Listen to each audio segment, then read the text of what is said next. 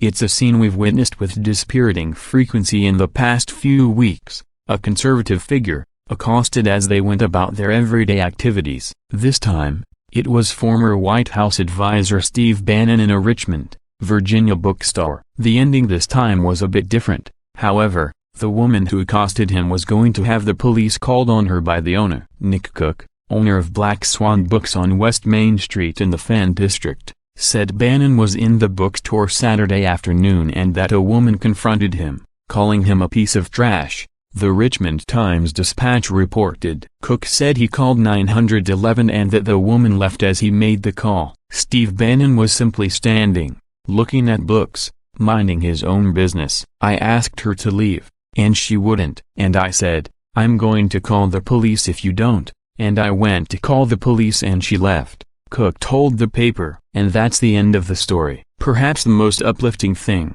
however, was Cook's defense of what the bookstore stands for. We are a bookshop. Bookshops are all about ideas and tolerating different opinions and not about verbally assaulting somebody, which is what was happening, Cook said. Richmond police confirmed that a call was made around 3:15 on Saturday afternoon but was cancelled before a policeman could respond to the location. This is just the latest public confrontation from liberals that conservatives have faced in recent weeks. Homeland Security Secretary Kirstjen Nielsen, White House Press Secretary Sarah Huckabee Sanders, former EPA Administrator Scott Pruitt and Transportation Secretary Elaine Chao have all been victims of public harassment. Not to mention teens wearing MAGA caps or reporters for conservative publications that have also been attacked. Of course, it doesn't hurt that the Democrats are suborning such attacks. Let's make sure we show up, wherever we have to show up, Maxine Waters said during a now infamous late June rally in Los Angeles. If you see anybody from that cabinet in a restaurant,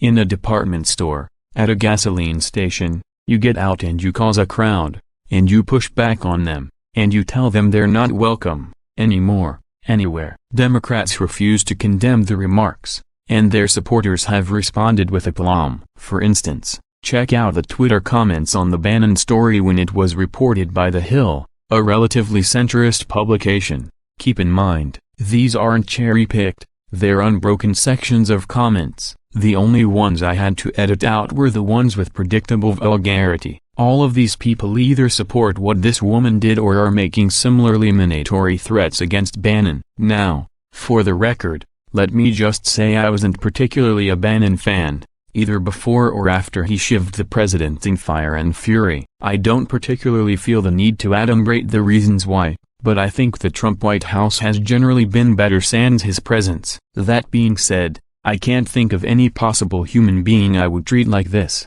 Even if I ran across Waters, the co-author of this elongated 2 minutes hate against conservatives, I wouldn't treat her like this. If I were a restaurant owner and Waters came for a meal, while it's certainly my right as an American not to serve her because I disagree in extremis not only with her political philosophy but the hooliganry with which she chooses to pursue it, I would serve her as I would any other customer. I would do so through gritted teeth, but I believe in the value of a civil society. And if anyone intimidated her, I would throw them out. There's not one single liberal voice in the pack you see above who seems to believe the same courtesy ought to be extended to Bannon. In fact, they seem to believe the harassment should have been worse. This will eventually lead to violence, and violence eventually leads to assassination. It's the inexorable result of the Democrats' complete refusal to disown dangerous rhetoric like this, including Waters' own call for physical confrontation. This is a sickness, and our political discourse will get worse before it gets better.